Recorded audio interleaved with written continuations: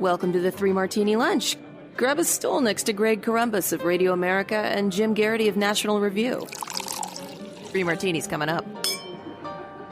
It is Tuesday on the Three Martini Lunch, and we're very glad that you're here. Your stool is ready. We're brought to you today by two wonderful sponsors.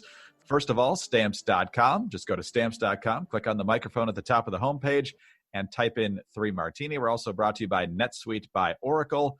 Receive your free guide, 7 actions businesses need to take now, and schedule your free product tour at netsuite.com/martini.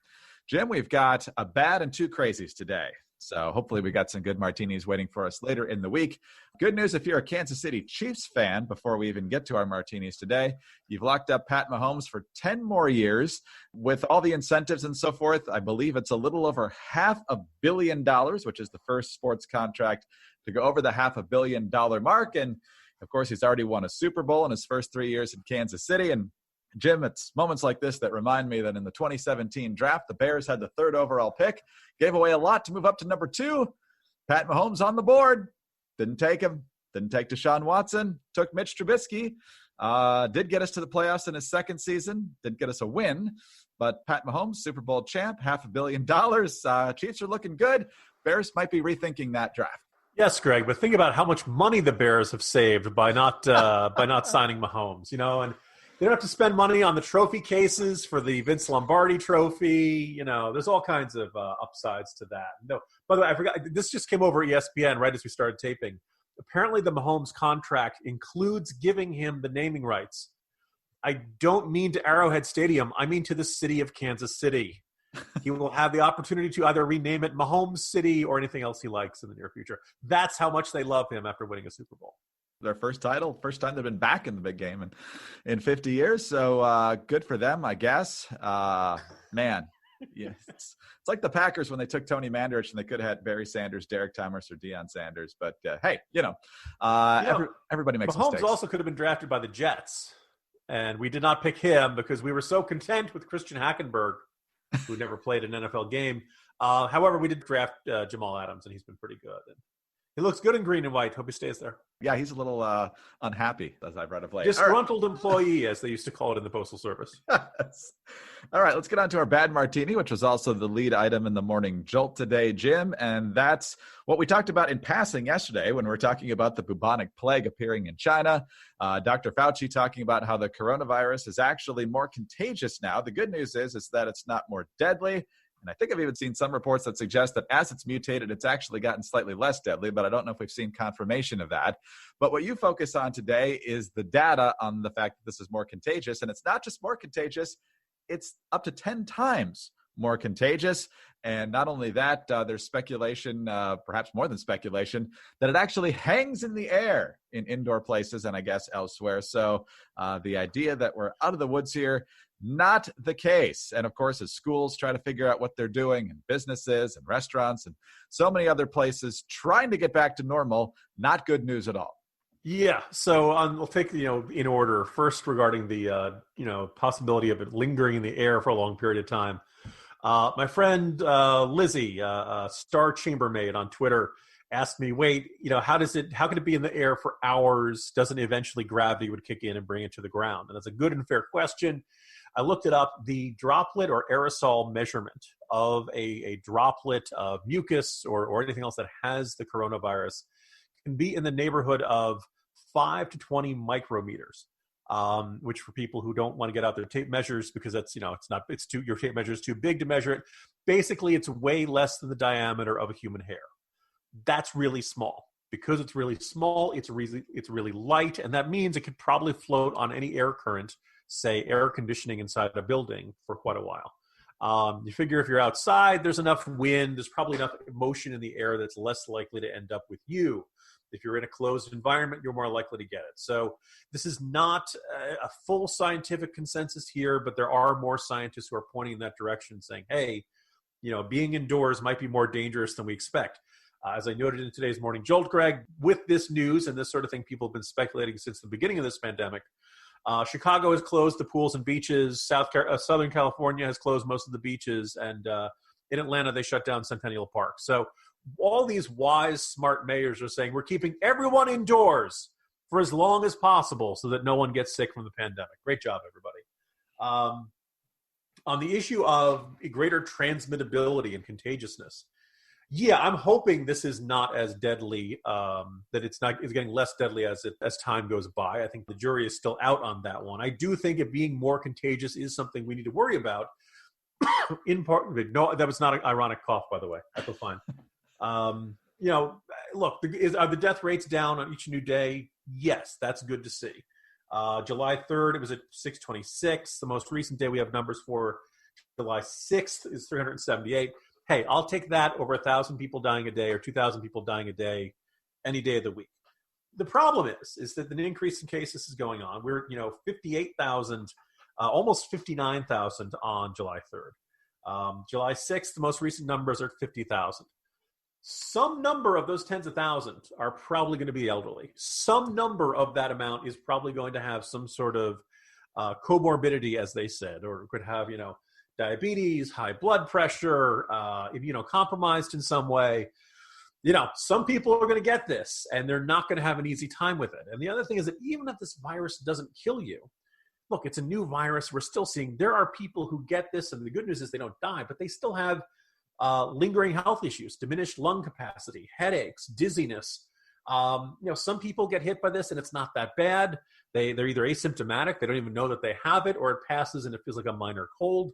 And then some people who you'd think would be healthy and hale and hearty get hit really hard by this. My word to everybody else out there is, if you don't have this, you'd really rather not get it. You might be among the folks who would end up, getting this, and be fine. Or your body might take it really hard. You don't know until you have it, and you probably don't want to gamble the wrong way on this. Now, if that test that indicated it was 10 times more contagious than it was when it initially occurred in China, there are a couple of big ramifications from that. One being, early on, we'd heard that the Chinese said that basically by early March they'd had it beaten, and there were almost only a handful of cases a day in a country with 1 billion people. And a bunch of people like myself said, those numbers don't add up. This doesn't sound realistic. This is nonsense. We still have all the same reasons to doubt the veracity and honesty of the Chinese government. But if the version of the virus that they were dealing with at the end of 2019 and in the opening months of 2020 was 10 times less contagious than it is now, well, all of a sudden, things start making a lot more sense. Okay, maybe they would have an easier time getting it contained. And that might explain what we're seeing in California and Arizona and a bunch of the southern states and Nevada and Oregon and places like that. If it's gotten a lot more, the metaphor I use that a lot of people seem to enjoy, Greg, is that China was trying to tackle your typical running back in the NFL. And right now, the United States is trying to stop Bo Jackson back in the Tecmo Bowl video game, where basically you could not tackle him at all. And he just kept on going and going. Wow. So, Jim, I hear you've gotten a lot of good positive feedback from your yes. today. Look, I don't want to give folks bad news. I know we all want to believe that this thing is over and everything's going to be fine and this virus is going to go. Guys, it's not. It's yes, it's good. Look, are young people more likely to pull through this thing? Okay, yes. Does this mean you should be out having a party and all that stuff? No. I do think that story of the Alabama teens probably was a urban legend. I'm a little skeptical of that, but. Look, I'm telling you don't want to get this if you can help it. Now, maybe it's going to float around until the point where everybody gets it. And we got to wait until herd immunity happens. And that, look, we're going to lose a bunch of people if that's the approach that's required here. So at this point, it's come on, vaccine. Keep going, guys, because, at this point, we had this idea that, things would be easier in summer. It wouldn't be so bad. Well, death toll is down, but you're still having a heck of a lot of cases. And a bunch of those hospital administrators are sweating right now. And if they're sweating, you probably should be sweating as well. And not just because it's hot. Operation Warp Speed. We'll see if it is. But, okay, so you learned that could be hanging in the air a little bit longer than people thought, and it's more contagious. The last place you want to be is standing in line. And let's be honest, you never like standing in line to begin with. But when people are around you could possibly infect you, you really don't want to. And that includes the post office. So for all of our sakes, we need to avoid crowds there or anywhere else that we can right now. But what if you need the things that you get at the post office? What if you need postage to send out letters and packages? Well, don't worry, because Stamps.com is here to help. Because with Stamps.com, you can print postage on demand and skip those lines and crowds at the post office. Plus, you can actually save some money with discounts that you can't even get at the post office. If that wasn't enough, Stamps.com also offers UPS services with discounts up to 62% and no UPS residential surcharges. Listeners, remember everything I said about not wanting to be indoors for long periods of time? Standing on line at the post office is exactly what I'm talking about. Stamps.com brings all the services of the U.S. Postal Service right to your computer in the safety and comfort of your own home, office, or anywhere else you happen to be hunkering down right now. Whether you're a small business sending invoices, an online seller shipping out products, or you're just working from home and need to mail stuff, Stamps.com can handle it all with ease. You simply use your computer to print official U.S. postage 24/7 for any letter, any package, any class of mail, anywhere you want to send. Once your mail is ready, just leave it for your mail carrier, schedule a free package pickup, or drop it in your mailbox. No human contact required. It's just that simple. And like I said, with Stamps.com, you get great discounts. 5 cents off of every first-class stamp and up to 62% off of shipping rates. Stamps.com is a no-brainer, especially now, saving you time and money and keeping you safe in these crazy times. Right now, 3 Martini Lunch listeners can get a special offer that includes a 4-week trial plus free postage and a digital scale without any long-term commitment. Just go to Stamps.com, click on the microphone at the top of the homepage, and type in 3 Martini, just all one word, 3 Martini. That's Stamps.com, enter 3 Martini. Stay safe, my friends. All right, Jim, let's move on to our first crazy martini now, Jim. And there's obviously plenty of bad here as well. I think we've talked about this in the past, and certainly conservatives over the past several months have talked about AB 5. That was a bill in 2019 out in California, signed, of course, by Governor Gavin Newsom, which essentially regulated freelance workers as full-time employees. And, of course, the result of that ended up being lost income and fewer job opportunities, because if you're a full-time employee, you got to offer benefits and so forth, or offer more pay than the person's actually providing from a freelance perspective. And so businesses, whether it's journalists, which we could certainly identify with, and others from the gig economy saying, you know what, this isn't worth it to the bottom line, so we're just going to have to let you go. But is the lesson learned? No. They want to do this, the Democrats do, at the national level. On May 26th, Joe Biden, the presumptive Democratic nominee, stated his support for Assembly Bill 5 and his opposition to a proposed ballot measure, which is coming, backed by Uber and Lyft, that would partially repeal it. In addition to supporting AB 5, the vice president has come out in favor of a measure on the November ballot that would raise taxes by an estimated $12 billion annually, doing so by eliminating Proposition 13's property tax cap for commercial property. So that's the situation in California. But on the national level, it's basically a major way of forcing people into unionization. It's a major hit at right-to-work laws. Biden's for it, and if the Democrats get control of everything, this could be a huge impact on the economy and on the freedom of workers, Jim.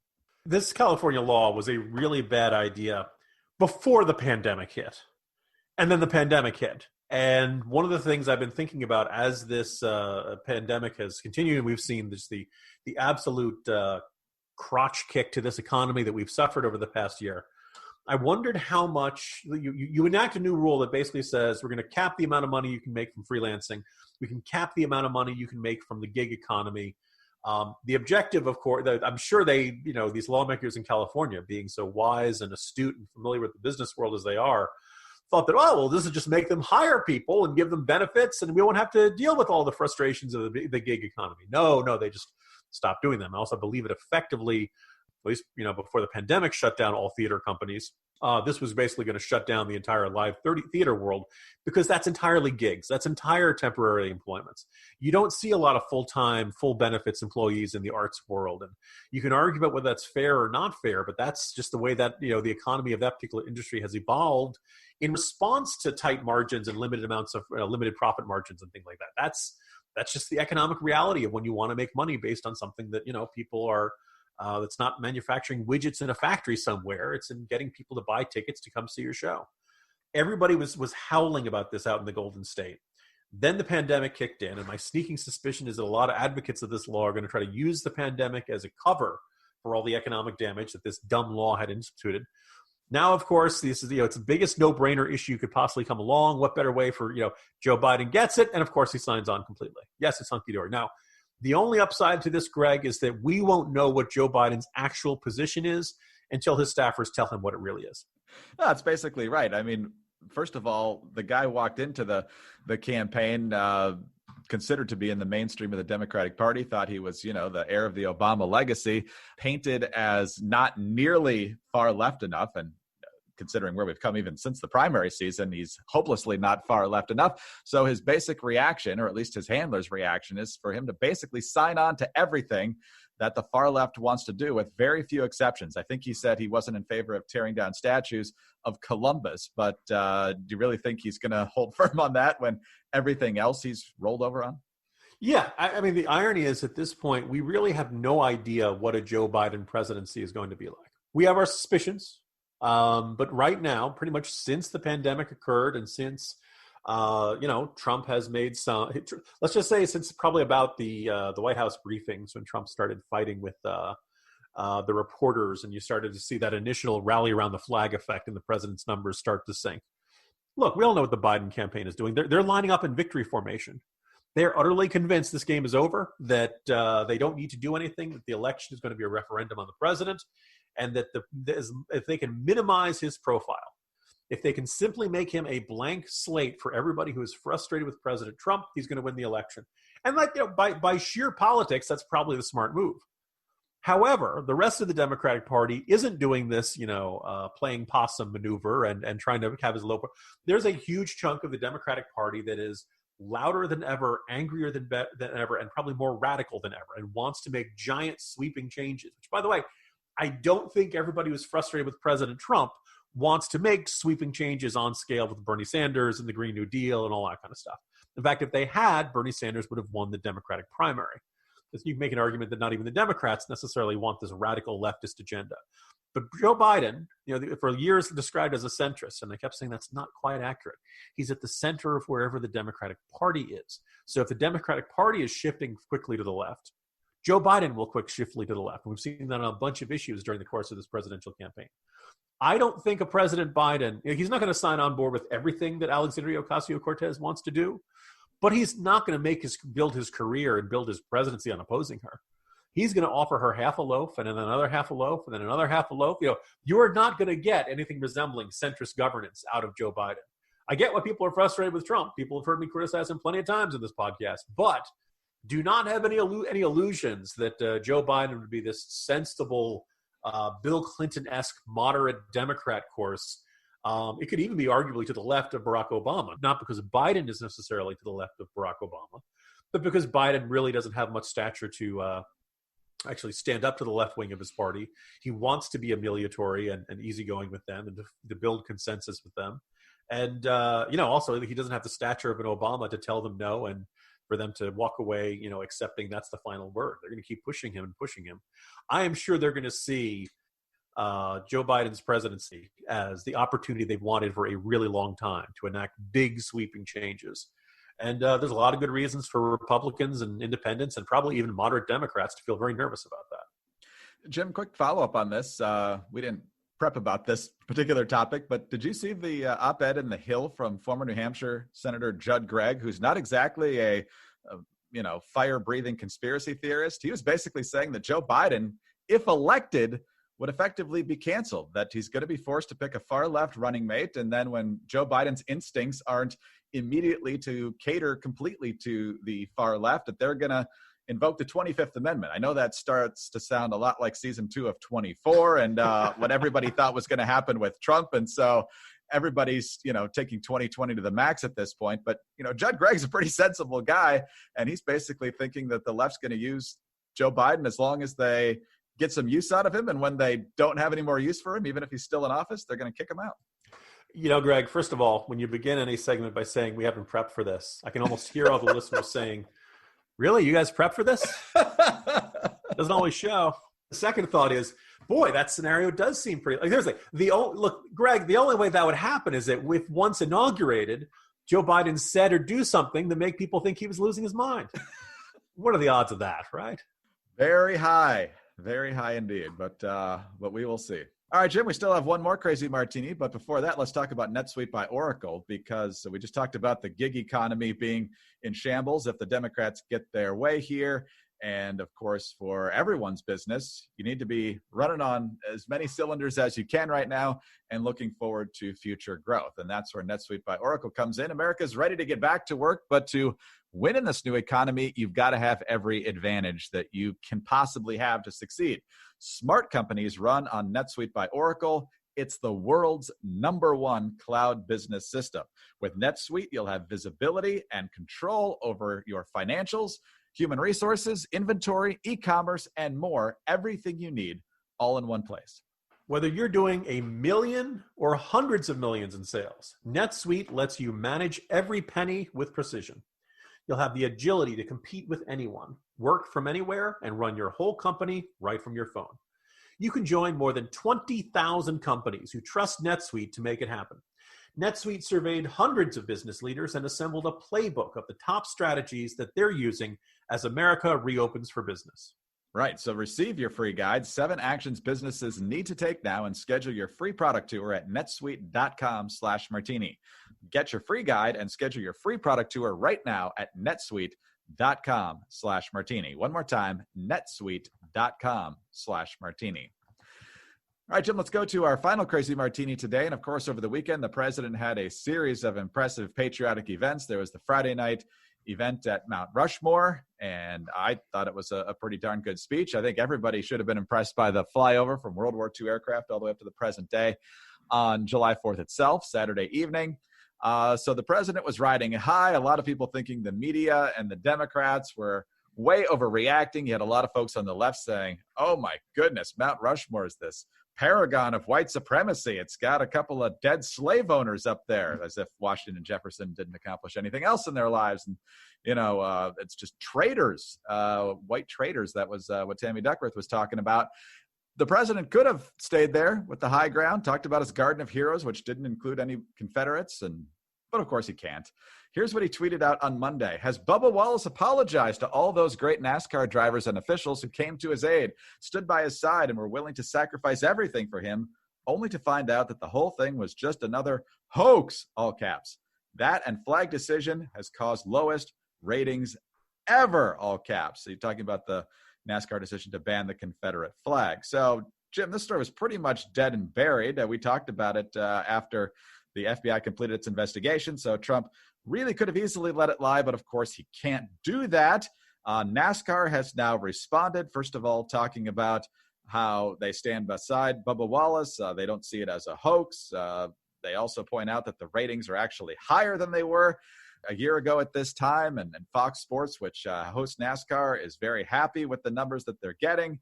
And so talk about, I don't know if it's 2 steps forward, 1 step back, 2 forward, 3 back, but when the president has some momentum at his back, he goes and steps in it again. Yeah, I was going to say, there are times I'll interact with folks who are a little warmer and fuzzier towards President Trump than I am, and they'll contend, why are you so skeptical that the Trump's going to be able to pull this out? Don't you remember the polls were wrong in 2016?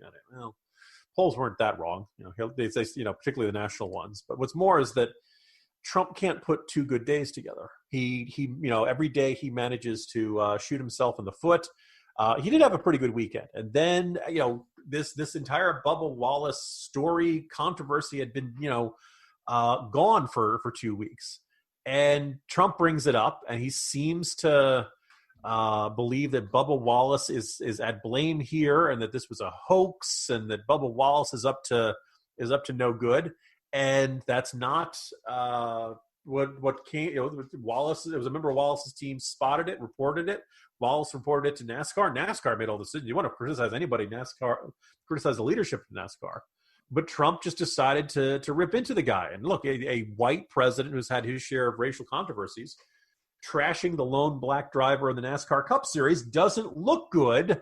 And, the idea that, everybody who's been involved with this said, look, no, Wallace just acted responsibly. He reported it. He didn't try to turn this into, it's not that he put it up himself or something like that. This is, and the other thing is that Trump decided to make this full-throated defense of the Confederate flag at NASCAR events. Now, we've been having this ongoing discussion about should you take down Confederate statues? What's the appropriate way to remember the Confederacy? Greg, it's really tough to argue that flying the Confederate flag at a NASCAR event signifies some sort of historical appreciation. It's not a monument. It's not a memorial. It's not a display. They're not learning. It is basically some sort of signal. And NASCAR, look, do you think NASCAR doesn't know its fan base? Do you think NASCAR doesn't understand who goes to the show? Do you think NASCAR would have done something and deliberately poked its audience in the eyes without taking some measure of people's views on this? If they really thought this was going to destroy their sport, they never would have done it. And the question is, so trust NASCAR to make its own decisions. Maybe it's a mistake. I'm rather skeptical that it's going to be a mistake. But then, interesting, Trump says lowest ratings ever. Well, actually, it was one of the much higher ones they've had. Now, here's the thing. Nothing else is on these days. No other sports are going on. So that may be a factor in NASCAR enjoying the highest ratings ever. But, once again, Trump doesn't know what he's talking about regarding ratings and stuff like that. But just it is the beginning of July, Greg, and we have a Republican incumbent president who's getting into a fight with NASCAR. Right? These are supposed to be the most, the base of the base, right? These are supposed to be the guys who are most, and Trump is just, just like Godzilla thundering through and smashing things, so oblivious to the fact, the more he's trashing NASCAR, he's not trashing Biden, he's not trashing, this has nothing to do with policy. I'm not even sure I want the president of the United States weighing in on, this is what, Donnie from Queens on the car phone calling it to WFAN, Sports Talk Radio should be, weighing in or something like that. So this gives the image of a president and a campaign that's just kind of flailing around, looking for themes, looking for messages.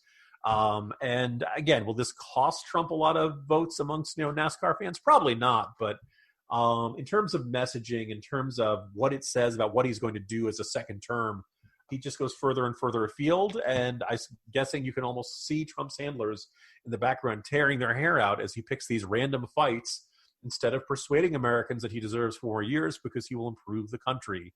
But instead, no, he's going after Bubba Wallace because, he's the problem in this country. Jim, it's a crazy year. We've still got 4 months left till Election Day and 8 months left till Inauguration Day. It'd be nice to see a second-term agenda with a little more detail and not just what's wrong with the left. There's plenty wrong with the left, and there's plenty of time to talk about that. And it's a good idea to do that because it might be his best argument for being reelected since they've completely gone off the deep end. But a little more focus on the current crises and a little more clarity on what's to come if he's reelected would be good. So anyway, we've had 4 crazies already this week. And we're still going. We've still got 3 days left. Jim, have a great day. We'll talk to you tomorrow. See you tomorrow, Greg. Jim Garrity, National Review. I'm Greg Corombos, Radio America. Thanks very much for listening today. Don't forget about our great sponsors, Stamps.com. Click on the microphone at the top of the homepage and type in 3 Martini.